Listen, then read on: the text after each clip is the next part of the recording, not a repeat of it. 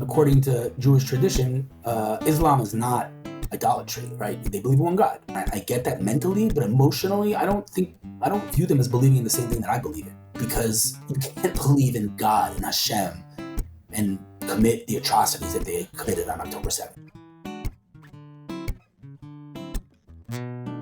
So I have the honor of having Hillel Fuld on the Uncomfortable Yid. I don't think he needs much introduction. You were a startup advisor turned advocate, Israel advocate. Is there like a difference between Israel advocacy and Jewish advocacy, or is it the same? Would you put it in the same category? That's a profound question, because that gets to the root of the big question, which is, is Judaism or Jews an ethnicity? Are we a religion? Are we a nationality? It's like a pretty serious question. I mean, obviously there are Israelis that aren't Jews, and there are Jews that are not Israelis. So I would say there is a difference between Israel advocacy and Jewish advocacy. If you're a Jewish advocate, you're advocating for Judaism, right? And in Israel, you could be an Arab, you could be a Jew, you could be a Christian, and you could be Israeli. So I think there's a difference. Well, it's something I have a question on when it comes to Zionism and labeling everything Zionist when it comes to Israel, because you can be a non-Jew and be a Zionist, but I feel like, do you think that we need within Zionism like a rebranding? Because I believe within the idea that we are B'nai Yisrael is inherently Zionism. So is there a way to split the two, or do we have to stay with this idea of Zionism? Because Zionism seems to have been like the revolution to bring us back to Israel. And now that we're here, why don't we just, I'll tell you a quick story. So I was invited to the Ministry of Foreign Affairs along with like 70 other advocates or whatever. And we went around the room. The Minister of Foreign Affairs kind of like said, all right, let's brainstorm, let's come up with ideas. And so everyone threw ideas out, and one person said something very interesting, and I never thought about it. And she said, I think we should stop using the word Zionism because of what you just said. Zionism is the longing to come back to Israel, but we're back in Israel. So why still use that term? Again, very, an interesting concept that I'd never thought about. But to answer your question, do we need a new rebranding? Abso-freaking-lutely. Not only about the word Zionism. In general, we're just very bad at this. But you also need to differentiate between, let's call it biblical Zionism and political Zionism, right? Political Zionism is a modern, Herzl, last century, and obviously biblical Zionism, the longing to come to Eretz Yisrael as B'nai Yisrael, goes back, from the Torah. So those two things, aren't really the same. I guess they have the same name, and they're the same concept, but they're not the same thing. Does that make sense? I get. Can you explain it to me one more time? I apologize. Yeah. So no problem. So like, my dad actually recently said this to me. I liked it a lot. When someone comes at you, like, you're a Zionist or whatever, or even like when there are Jews that they call themselves non-Zionists, which is a whole different discussion. It's interesting because in Jewish scripture, whether it's the Torah or other parts of the Tanakh or wherever, as far as I know, I might be missing something, but as far as I know, there are only two instances where it says about God that he chose something. It uses the word bachar, he chose. The first one is us, right? Asher bachar banu, he chose us as his, as his nation, as his children. The second one is ki bachar Hashem b'tzion, Hashem chose Zion, right? So God was a Zionist, right? God, I mean, again, in the Bible, we longed for Israel. We walked through the desert, wandered in the desert 40 years to get to Israel. God says to Abraham, go to Israel. So the Torah is full of Zion, and people don't realize Zion is Jerusalem, right? The Torah is full of it. So we see that throughout all of our scriptures. So that's, again, biblical, traditional Zionism. But when you talk about the political movement, it's relatively recent development that the Jews of our lifetime, our last generation, started a movement to reestablish the state of Israel as the homeland of the Jewish people. Of course, they're connected, but they're not the same thing. Like, if we're being totally honest, they're not the same thing. One is a biblical thing, and one is a political thing. But is it worth trying to figure out how to blend the two? Like, if you were to remarket Judaism, how would you do it? Or remarket Israel, however we're streamlining this? Right. So I would go about this completely differently. And again, this is the question, right? Why is Israel losing the PR war so badly? And the answer is because I think our narrative, or lack thereof, is ridiculous. I think we're fragmented. I think we're all yelling different things. And I think we're missing the narrative that I think should be our narrative, which is the narrative of light, because it's a very dark world, right? I think it's objectively it's a very dark world, and I think objectively the Jewish people have been a source of light in this world. And you could look at it from Israeli tech, you could look at cancer research, you could look at Nobel Prizes, you could look at first on scene when there's natural disasters. The Jewish people in Israel specifically have been a source of light in this world. And to me, that is a strong narrative. And I think we have to stop apologizing for that and own it, right? It's like, oh, we're the chosen people. Oh, we're supremacists. Enough with that. Like, we have brought light to the world. I don't, forget about chosen, not chosen. We have brought light to the world. That's an objective fact. But we're kind of like the apologetic Jews who just like are afraid to own it. To me, if we own that, and again, it's not I want to be very clear, it's not a I'm better than anyone else thing. It's a value system that values education and the family unit and many other things that today have become, it's comical.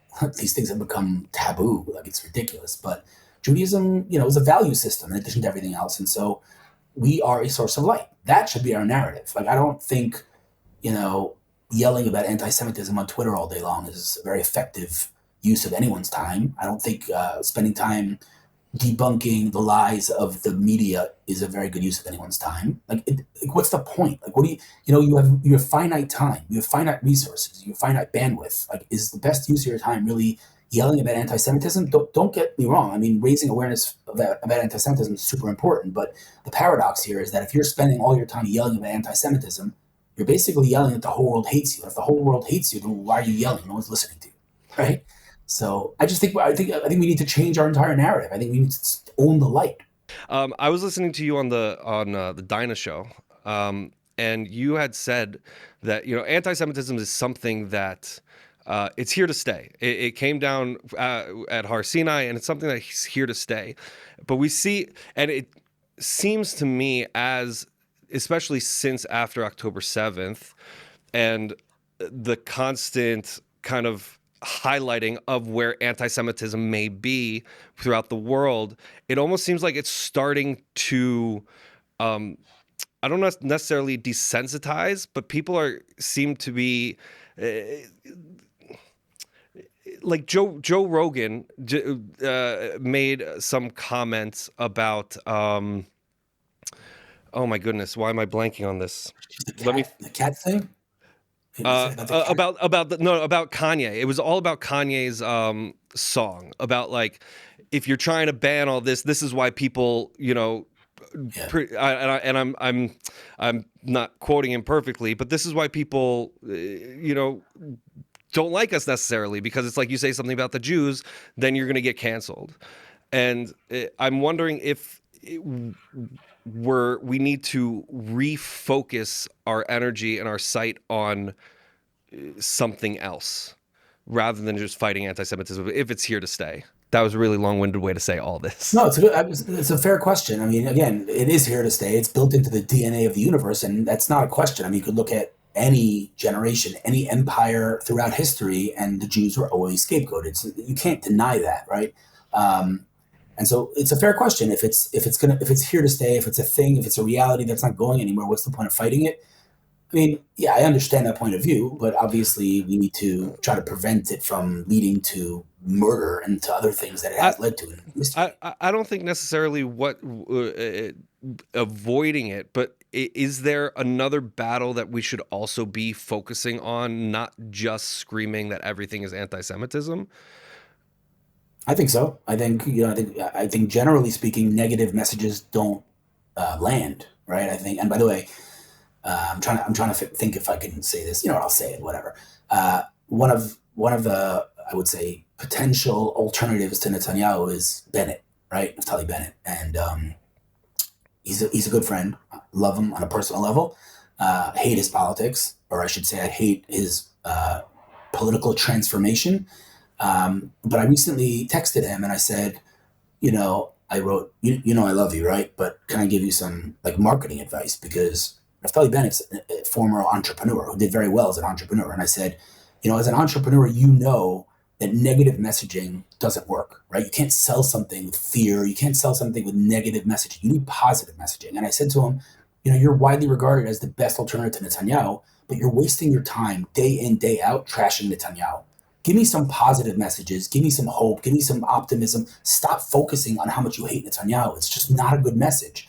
And I just think in general, negative messaging doesn't work. And yelling about anti-Semitism all day long, no one cares. Like, let's just be honest, no one cares. So of course we need to, try to not let it escalate like it did last night in Washington.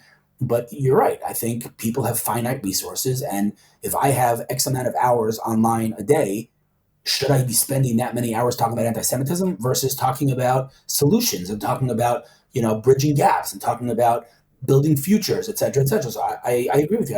I don't think focusing on anti-Semitism is the best use of our time at all. I'm sorry, what happened in Washington? Seriously. Yeah, Yeah. I've been asleep and then at work. Like I haven't looked at. You don't know what happened in Washington, D.C. last night? No. Holy crap. A Free Palestine guy murdered two Israeli embassy employees. He just shot him right in the middle of the street and murdered him and yelled "Free Palestine." But again, this is and I tweeted about it and I said, what do you expect when you see Candace Owens and Pierce Morgan, all these guys, and Joe Rogan saying these things, inciting against Jews? What do you think was going to happen when you allow terrorist flags to be waved in the streets of New York, LA, and London? What did you think was going to happen? A lot of people got offended by that tweet saying it's not Candace's fault, it's the murderer's fault. And I'm like, that's ridiculous. Words matter, and words lead to violence, as we saw in World War II. So I'm not calling them a murderer, but they need to watch what they say, and they just don't care. Or maybe even worse than that, maybe they're really encouraging violence against Jews. That is what I personally think. But anyway, it's a terrible thing, and this is a direct result of incitement and anti-Semitism. So we have to obviously speak and raise awareness for that, so that it doesn't happen, and violence and assaulting Jews and discriminating against Jews on campus and all these things. These things are important. But again, if I have finite resources, how much time should I spend on that versus spending on positive messaging? I mean, that's one of my fears, especially within the States, is I feel like we're seeing free speech almost hit its limit of of how far it can go, and we didn't really, you didn't, from what I've learned of the civil rights movement, the people who were behind it really were behind it. It seemed like it really had momentum. Obviously, it had momentum because it got passed, but it seems like almost anti-Semitism is doing the opposite. It's like we were really strong, but the more we fight for it, it's almost the less people care. It's a really interesting point, because I think if I were hiring a marketing agency for my startup, I would 100% hire the pro-Palestinian crowd. They do an amazing job, and one of the things that they do brilliantly, and I don't mean that sarcastically, they do it brilliantly, is they align their agenda with an agenda that has wide appeal, like freedom of speech. Right? It's like, oh, we could say whatever. It's freedom of speech, so we can Right. incite, call to the final solution to murder Jews on the streets because free speech. And so that's what happens. Like literally, this tweet that I wrote today, saying that Candace Owens and all these guys have responsibility.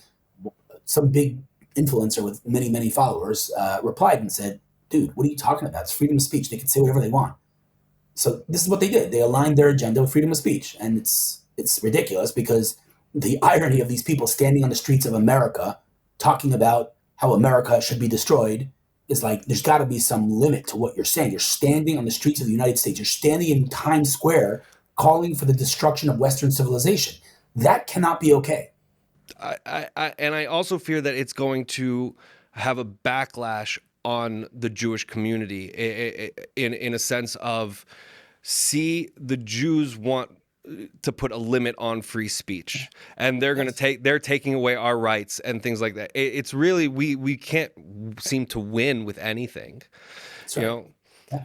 I mean, there are many reasons why we're losing the PR war. That's one of them. But obviously, they outnumber us 1,000 to 1 more. But you know, let's not forget that our side sticks to truth, whether the truth is convenient or inconvenient. If we make a mistake, we own it. The other side doesn't care about the truth. They can say whatever they want, right? Like a couple of days ago, that ridiculous, media report that if in the next 24 hours, 14,000 babies are going to die in Gaza if more humanity. First of all, like, it literally, someone, I don't know, like, someone just made that up, like out of the blue, just like made it up, and everyone reported it. And of course, it was debunked. But you still have like the Guardian like continuing to report this stuff. It's unbelievably like, where do you come up with this stuff, right? They don't care about the truth. They can say whatever they want, right? I mean, their whole narrative, their whole identity is a lie, right? I mean, it might be politically incorrect, but the whole thing, the entire story is a lie. Yeah, I think it's. Have you ever heard of Applewhite theorem? No. So I don't remember his first name, but it was Rabbi Lawrence Kellerman has a whole YouTube, like a 59-minute YouTube presentation about the Torah and proving Judaism right and all other religions wrong. And he talks about this thing called Applewhite theorem, where it's the one person comes and says he's had this revelation, but without proof or without anything. It's only he knows it, and people seem to follow this without any proof. And in what it looks like from my point of view is that people do tend to follow things that don't necessarily have fact, or they don't necessarily need to look up, where we could spit facts all the time, but people don't seem to care. They would rather believe in the tragedies that are happening rather than the light that is trying to shine, like you talked about in the beginning. Yeah. Listen, it's not an easy thing. I mean, I'm fighting tirelessly 24/6 basically for Israel, and I'm not gonna lie, it's been gratifying. I've gotten some pretty amazing results. We're talking billions of impressions, and I've gotten thousands of messages from people saying that they changed their mind. That being said, there are actual days where I have to like put my phone down and just get off the internet because the amount of vile poison and hatred, and I mean, if I showed you some of the messages that I got, you would not even believe me. I'm going somewhere. I can't really say where I'm going, but I'm going somewhere in the next couple of weeks for a couple of lectures. 30 security guards. 30 for me. Like what? It's crazy. It's nuts, right? The world's lost it. It's really the hatred of Jews is it's a phenomenon that I don't know that anybody has a real explanation for. I mean, I have my theory why they hate us. Want me to share it with you? Sure. So this is a question that I asked myself my whole life. Like, why do they hate us? I mean, again, we've done nothing but good in this world. Why do they hate us? And again, Jewish scriptures that they'll always hate us. That's fine. I don't reject that. I accept that, but I still, as a rational person, want to understand it. So someone said something to me recently, not so recently, a couple of years ago, that really, really resonated. He said, if you look throughout history, every empire goes through the same script. And the script is as follows. There's an empire, right? You have the ancient Egyptian empire, the Roman empire, the Greek empire, the Soviet empire, the Nazi empire, and this empire grows. And it continues to grow until it reaches world domination, completely unparalleled power and influence. The first thing that it does is it throws morality out the window, right? You put people to fight in the Colosseum for my entertainment, right? You just just lose your moral compass. And when that happens, that empire says, I don't want this morality shoved down my throat. Like, get it out of my face. Now, where does the world know that it's immoral to murder? Like, it wasn't immoral to murder in ancient times. The answer is the Torah, right? The Bible. So these people, this empire who don't want morality, they want to come after the source of morality. And they can't come after the creator of morality because that's God. So what do? They come after the messenger, right? You kill FedEx, you don't get your package. They come after the messenger. And we, in every generation, we say to our hosts, hey, Greeks, hey, ancient Egyptians, don't hate us. We're just like you. Hey, Americans, we're more American than you. Who are the most liberal people in America today? Jews, right? We say to our hosts, we're just like you. Why do you hate us? And our hosts have to remind us, using a tool that they developed called anti-Semitism, that we're not just like them. And then anti-Semitism spikes, and then the empire falls. This is what happens in every generation. So, on that flow or that script, we're basically at the last stage right now. Anti-Semitism is through the roof. And again, nothing would make me happier than to be wrong here, but just based on history and trajectory that we're on, Western civilization has maybe a decade left, in my opinion. I look at the West right now as very much Aesop, that they're selling their portion. That everything's just coming back, and it's something I would want to ask, like Jordan Peterson, of why do societies get tired of morality? Like I understand the pull towards taiva. I really do. But there's also this pull to want to be better and to make my best better. Yeah, I don't. Yeah, I don't. I don't like. I'm going to push back on that for a second. Please. I don't think. First of all, taiva, like temptation. I don't think person who has temptations or even acts on those temptations makes them immoral. Like if you fail, that doesn't make you immoral. What makes you immoral is if you take something that is a temptation or something else and you glorify it, right? You idealize it, right? So you'll forgive me, but I'm going to go there. Gender dysphoria, right? Like you're a man, you feel like you're a woman. Okay, this is a real thing in psychology. It is an absolute like real phenomenon. I don't want to call it mental illness, but that's what it is. And so if someone wants me to call them a man and they're a woman or whatever, all right, I don't have any need to offend someone. I'll call them what they want to be called. But let's not glorify this. Let's not idealize this. Like it's a very sad situation where a person's stuck in the wrong body. Again, assuming I'm not going to discuss the scientific side of things because I'm not an expert on that. But let's for 1 second assume this is a real thing. It's sad for people. It's a sickness. But why are we glorifying it? Why are we, and I'll tell you something else. Not only are we glorifying it, but what's the like the big argument about pronouns? I want to be called a man. Call me a man. What do you care? Like, if I want to be called a dog, call me a dog. Well, there's no price. What do you care to make me happy? That's like, and while that's true when it comes to pronouns, it has a tremendous price because what you're doing is you're teaching people not to use critical thinking. You're telling people don't believe what your eyes see. Like you're seeing something. No. You don't see that. And you're like, but I do. No, you don't. Don't use your brain. Don't use critical thinking. Now, I feel like it's more than this. I'm sorry to interrupt, but I feel like it's more than just critical thinking. I just think it's a complete kind of shattering of reality. Right. But okay, we're saying the same thing. Shattering of reality is, but I'm looking at reality. You're telling me not to believe what I see. Right. Which is saying you don't believe what your brain is telling you. Again, when it comes to pronouns, okay, big deal. But the result of this is that when you teach an entire generation not to use critical thinking, when there's a war between good and evil, absolute good and absolute evil, they cannot differentiate. To them, there's an equal sign. Why? Because yesterday you told them not to think. So I don't know, Hamas, Israel, they seem the same. I don't see the difference because you told them not to use their brains. Right. So it's a very steep price. And I think, it's the disintegration of morality in the West. And again, when that happens, anti-Semitism spikes and then the empire falls.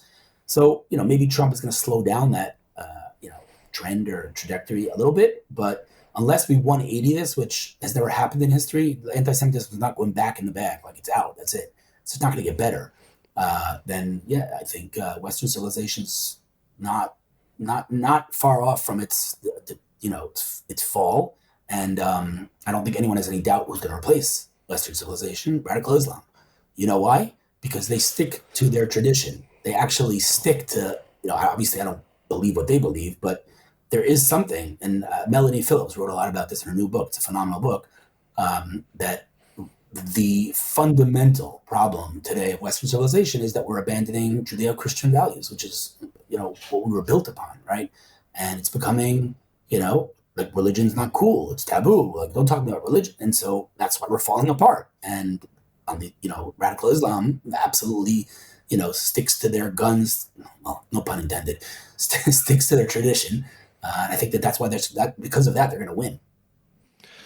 Well, yeah. I mean, I think there's a lot of reasons why they're going to win. Not just that, but like there's within the traditions, they're still having children. They're also a warrior religion. Like let's not sugarcoat this. Like I don't understand it. Why is it not okay to point at an ideology and go?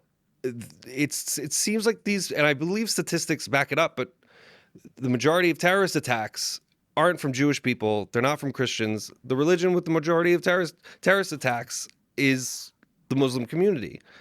And I don't understand why it is such a hard thing for others for some to see. It's much worse than the way you're presenting it. Forget for 1 second the fact that most terrorist attacks are committed by Muslims, because then the answer to that is but there's white supremacists also. That isn't, in my opinion, the point.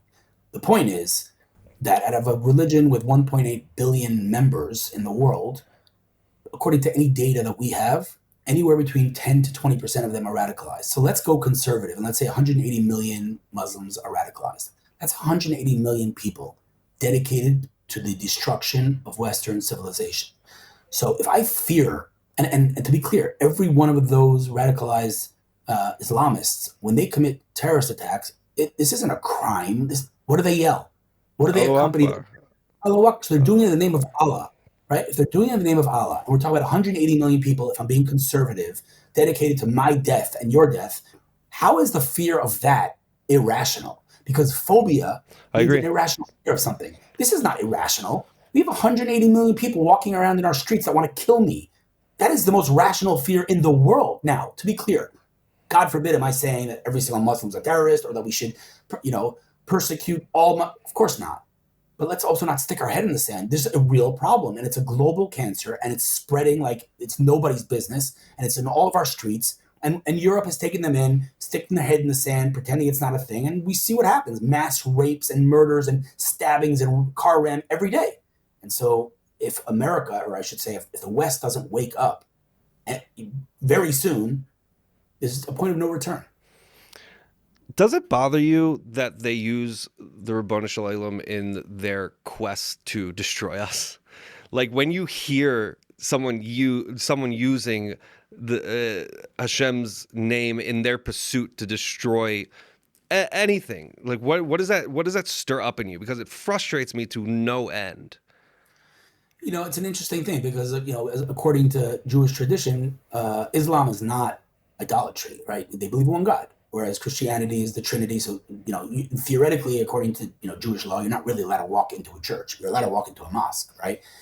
That being said, I don't really view again, they believe in one God, and I get that mentally, but emotionally, I don't view them as believing in the same thing that I believe in. Like, Yeah. I don't think it's like, oh, they're desecrating my God. I don't believe that their God is my God, because you can't believe in God and Hashem and commit the atrocities that they committed on October 7th. Like, that's not religion. That's barbarism. That's sick, right?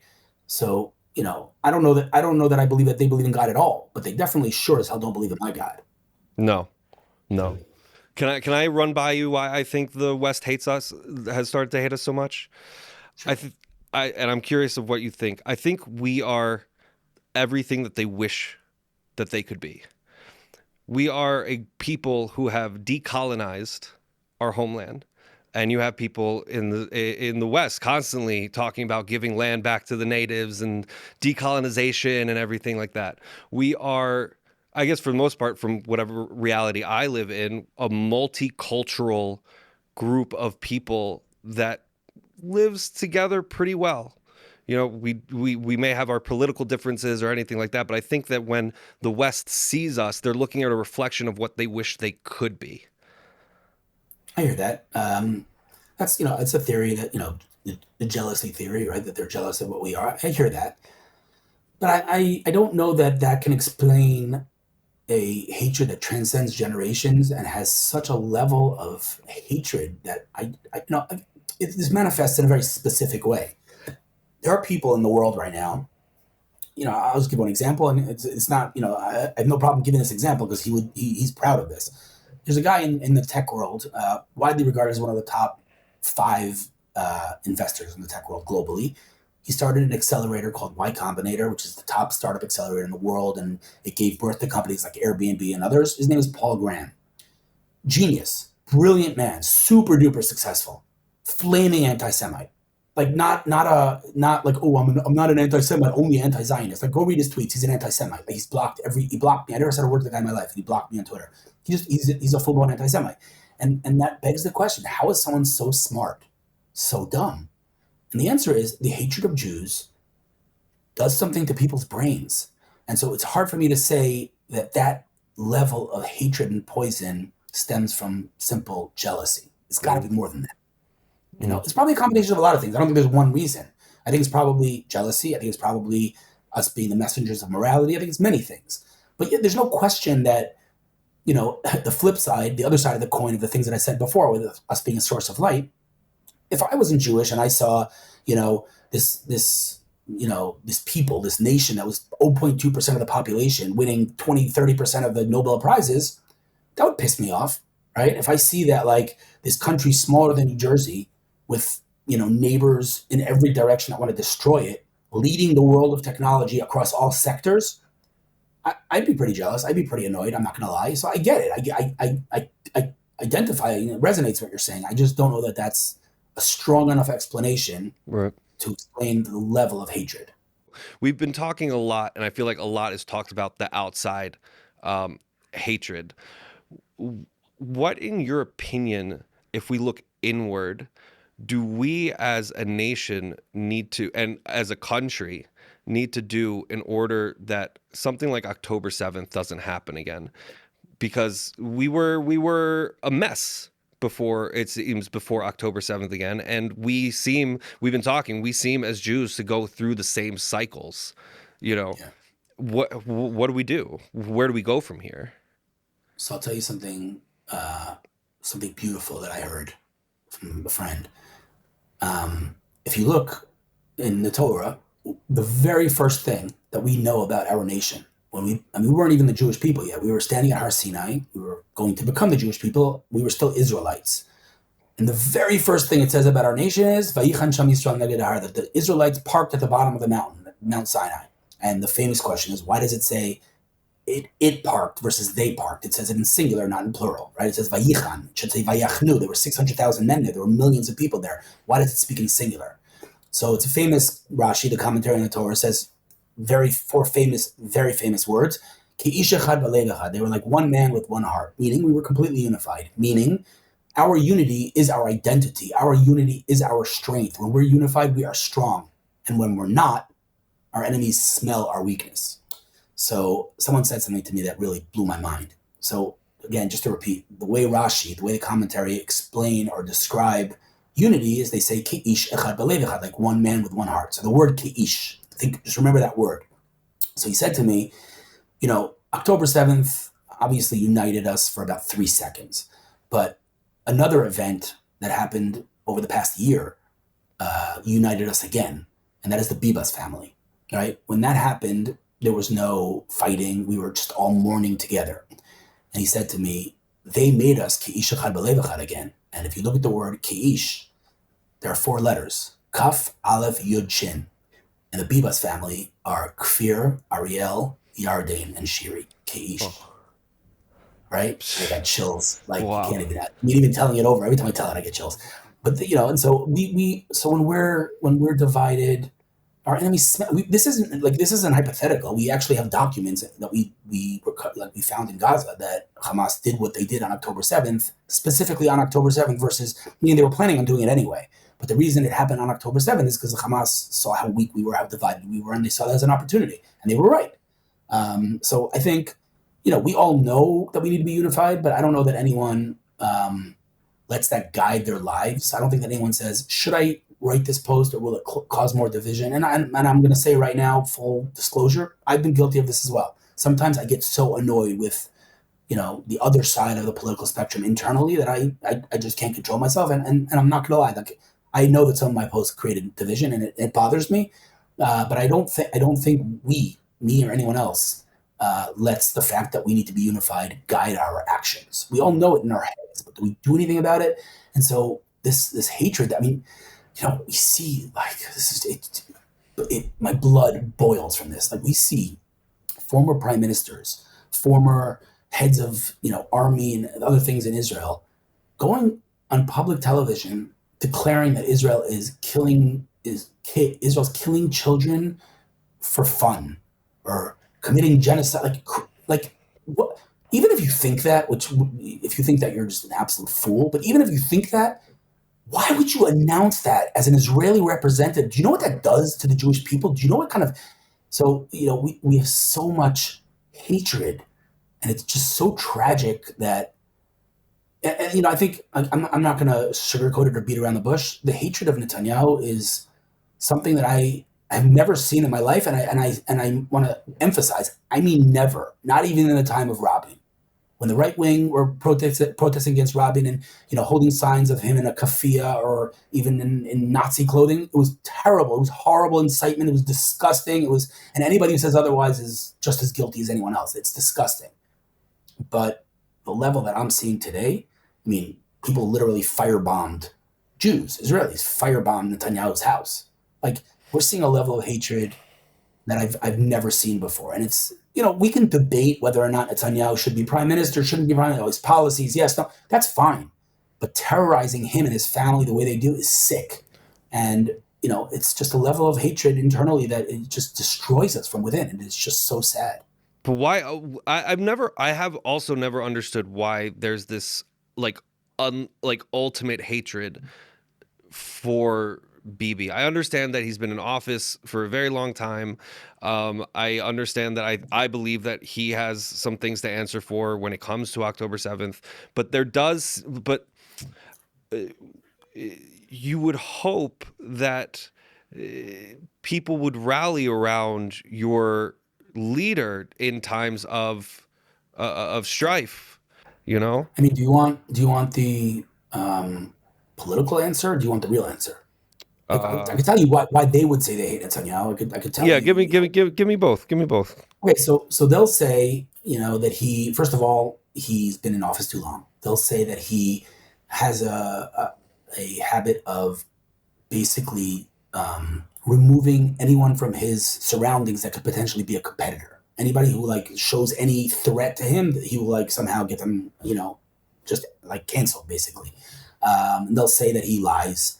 They'll say that um, that he paid Hamas. They'll say that he took bribery. The thing is that their hatred of Bibi evolves constantly, right? I mean, it was first he took bribery, then he bribed the media to speak favorably about him, then he didn't handle COVID well, and then he did the judicial reform, and they just don't stop. Then he doesn't want the hostages out. He'll never sign a deal. Then he signs a deal. He shouldn't have signed a deal. Like, it's nonstop. They just always evolve, and so I just think it's bogus. And so then the question is, well, why do they really hate him? And the answer is, in my opinion, you need to take a little bit of a trip down history and realize that the state of Israel was established by secular Zionists. One might even say anti-religious Zionists.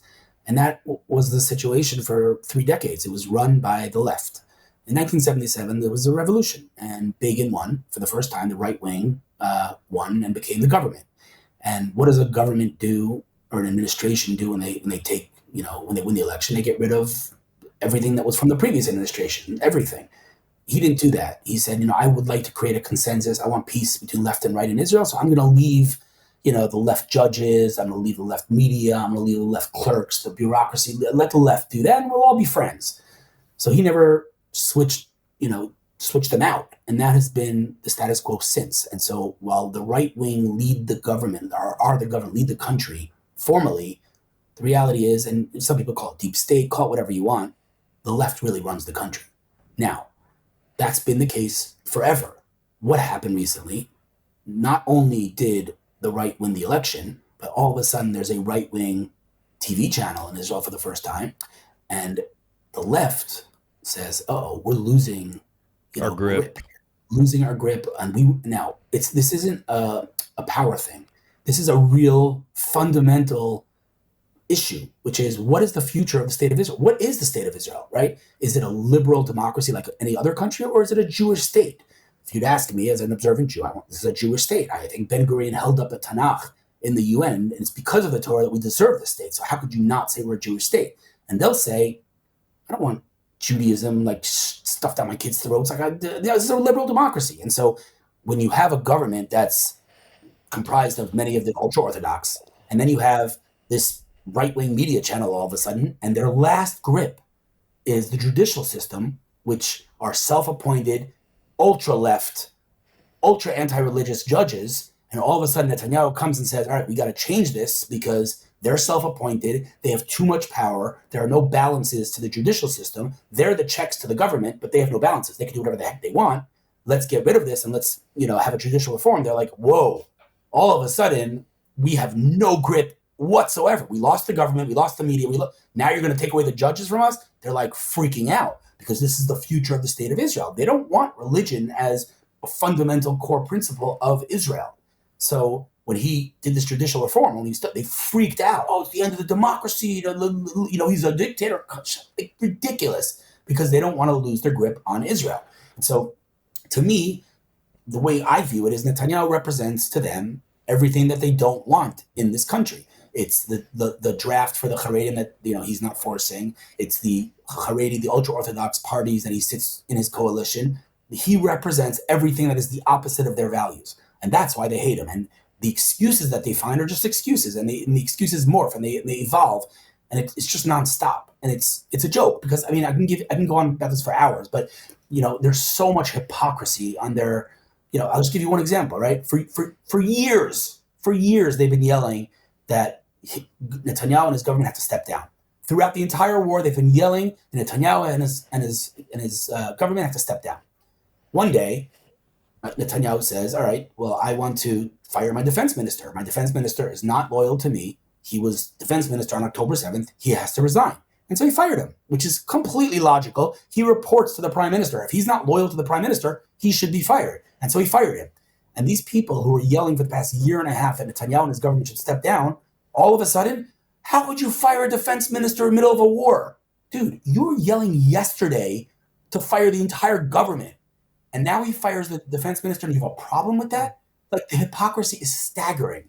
So, again, they'll say that he should not be in power for all the reasons that I listed. I say it's a hatred of Netanyahu because of what he stands for. Mm. Well, this is a question that I've had for a while, and I think maybe you can help me answer it. We hear a lot when people fight for Israel. They say Israel's the only democracy in the Middle East. Now, my question is, are we a true democracy? And this is where I'm coming at with this, is because the weakness I see within democracy is that if a certain population gets to be the majority within any democracy, they have the ability to take over that democracy. Now, I don't know about you, but I want Israel to always remain a Jewish state. I want our leaders to always be Jewish. And so to say that we are a democracy would also mean that other people with other views could become in charge. And I don't know about anyone else, but I don't want to lose my only Jewish state. So I'm okay with it not being a full democracy within that sense. What you want is irrelevant. There are for sure. No, I didn't mean that in a mean way. I mean, there No, are I don't. Arabs and anti-Zionists in the Knesset. Theoretically, we could have an Arab prime minister. Theoretically, hopefully it doesn't happen because they won't get the support they need to become prime minister. But there are anti-Zionist parties in the Knesset. I mean, yeah, we're a democracy. Like, if you'd ask me, I would rather not be that liberal that we let people who hate us in our own parliament. It's psychotic, right? But we are a democracy. That's the reality. They are in the Knesset. And they stand at the podium of the Knesset and they call IDF soldiers terrorists in the Knesset. It's just absolutely freaking wild. But the reality is that as of now, we are a democracy. One of my biggest fears is that if people actually knew what I thought, I would be labeled a radical and that I don't have compassion, which is I don't think is necessarily true. But something before Israel became a state, there was a lot of talk about moving the Jews other places, right? One of them was Uganda. I believe one of them was Madagascar. Why aren't we having this? I know that Trump has put his 2 cents into the Arab nations taking in the Palestinians, but why aren't we having this conversation around the Palestinian people? Here's the fundamental problem is that you're looking at this war and this issue and this conflict from a logical perspective.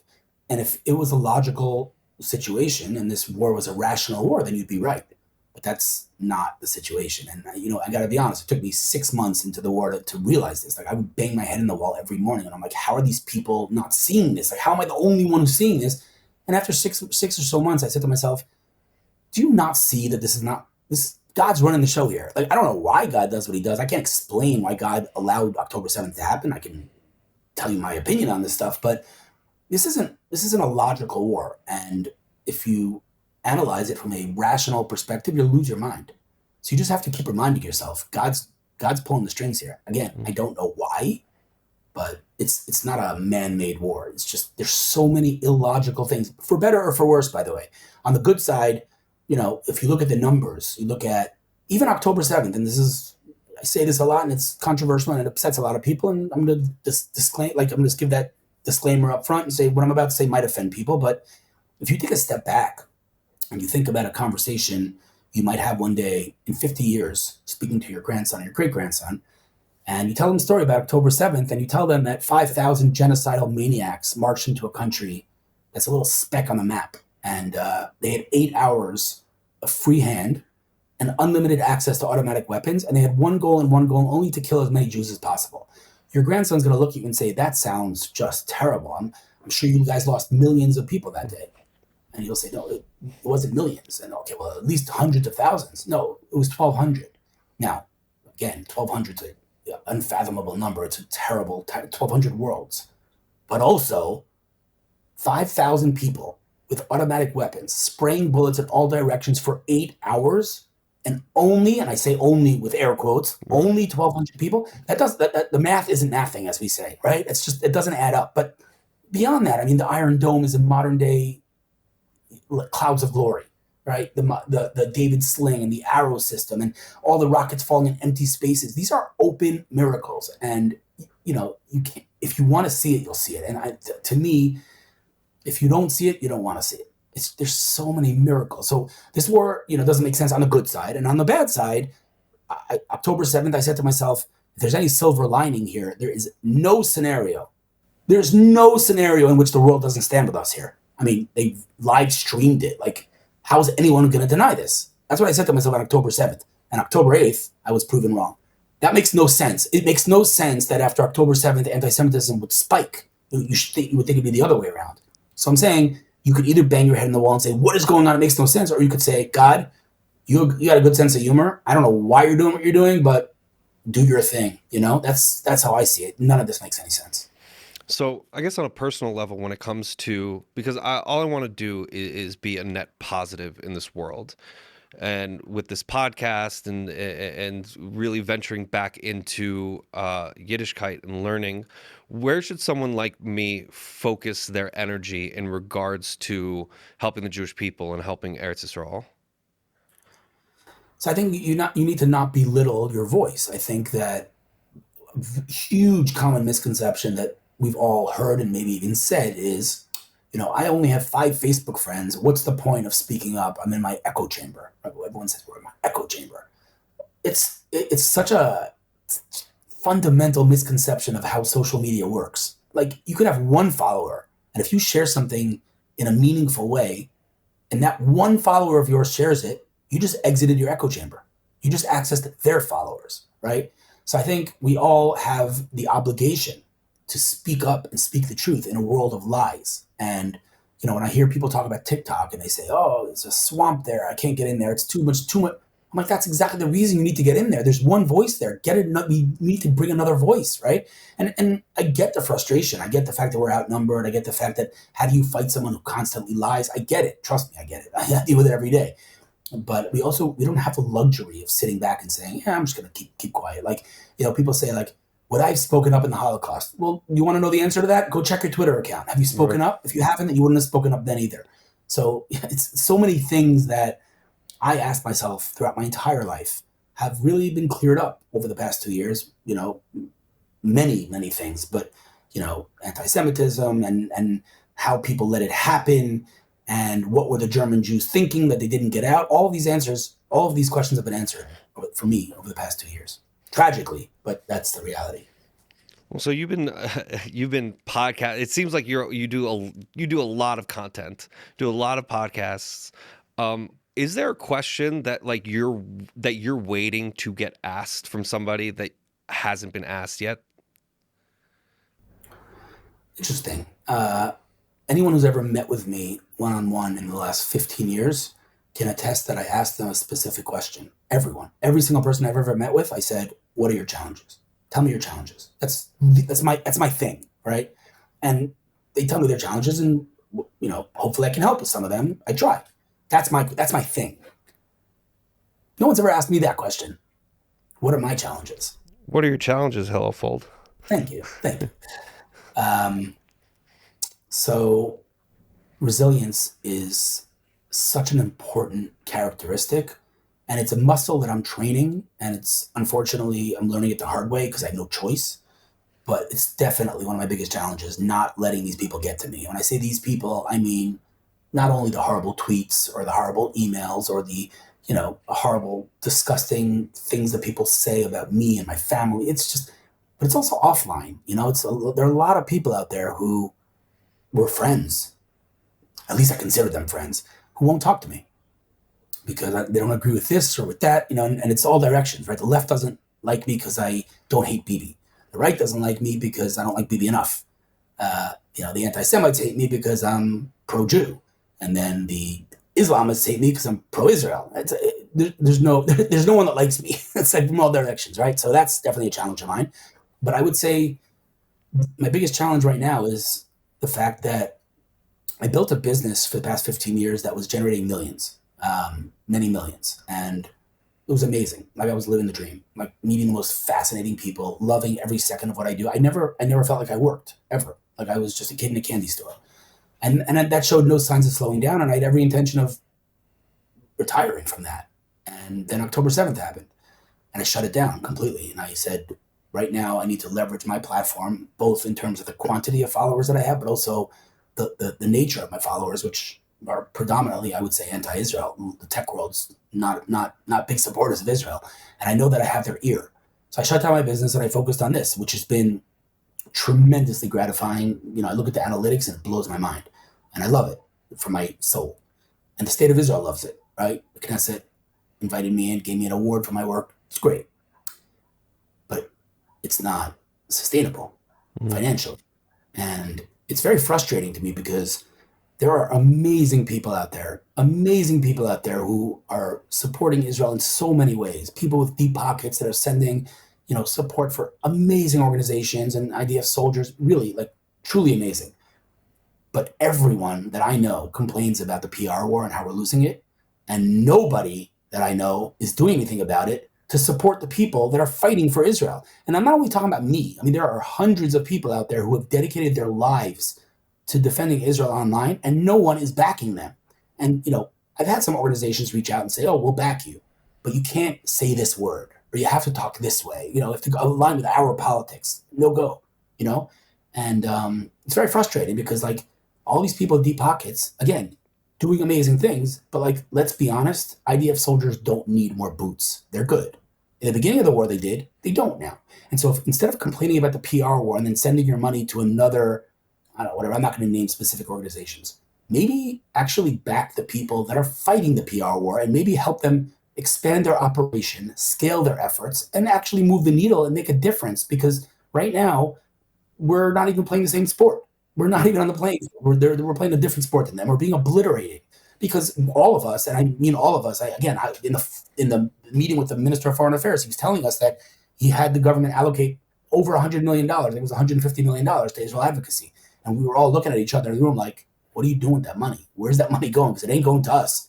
That's very frustrating. I'll be honest. It's very frustrating that I don't have, by the way, I don't want to sound like I'm complaining because people have been very helpful and generous, but it seems strange to me that so many people who have such deep pockets complain about the PR war all day, every day, and don't do anything about it. So that's my biggest challenge. So, do you have a plan? Are you putting together a plan or like a strategy to fix this situation?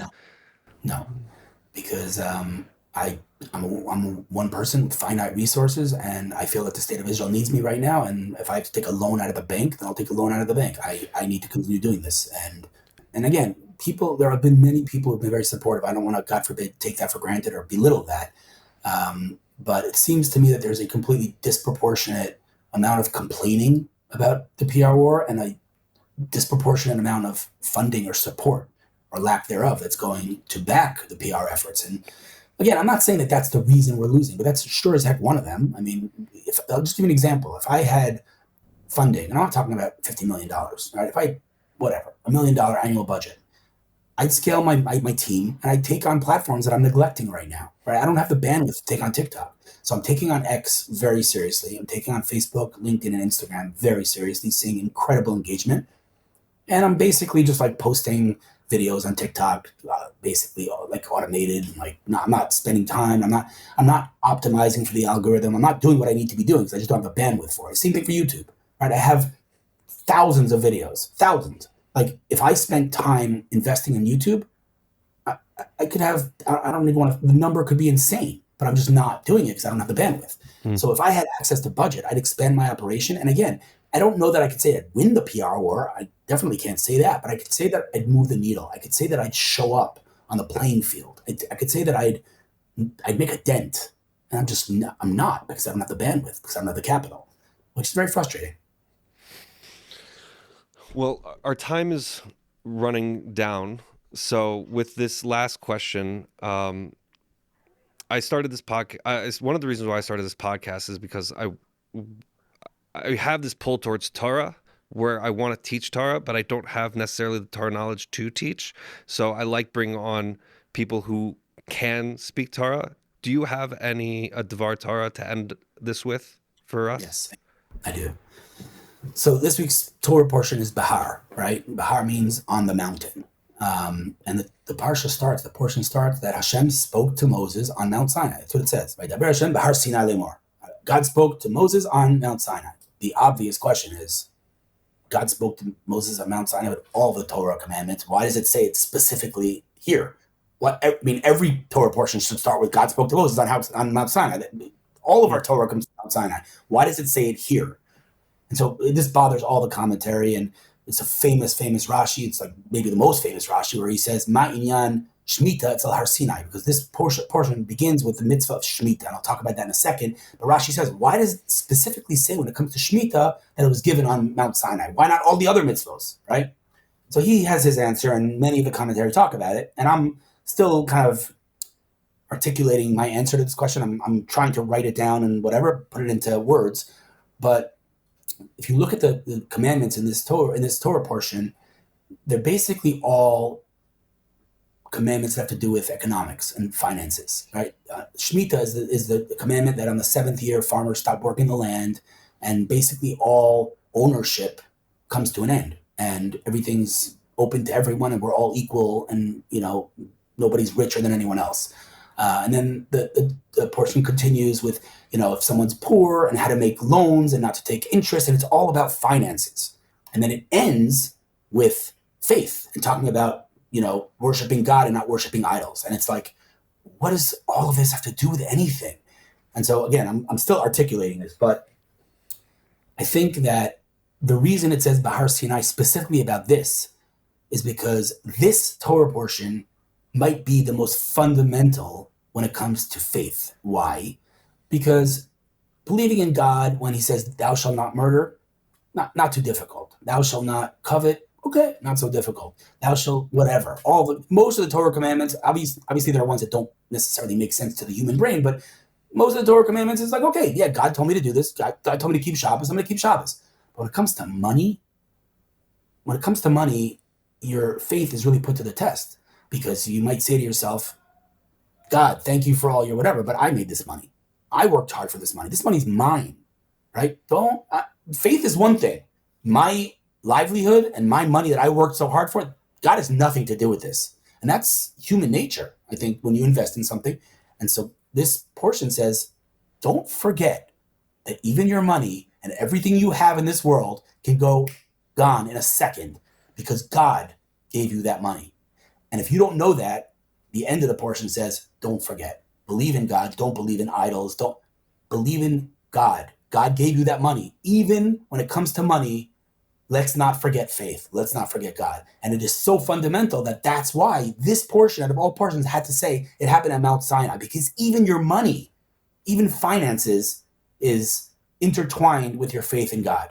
Again, very all over the place, still articulating it, but that's the first time I put it into words. I'm like literally in the middle of writing it up. But the concept is, when it comes to money, it's very hard to have faith. But this portion says, yes, you keep Shabbos, yes, you keep kosher, all those things are very nice, but it applies to money too. Your money, you worked hard for it, you deserve it, but without God, you would not have that money. And so don't forget that. Always remember that even with money, you have to have faith. That's my thought. By the way, it could be that someone else said that. It popped into my head. I find that so many things that I say that I think are profound, somebody else said it, but that's okay. It doesn't mean that we're not, Hillel, thank you so much for joining me and speaking with me. This has been a real pleasure. been a pleasure for me as well. Thank you for having me, and yeah, keep doing what you're doing, my friend. Appreciate it. Thanks, man.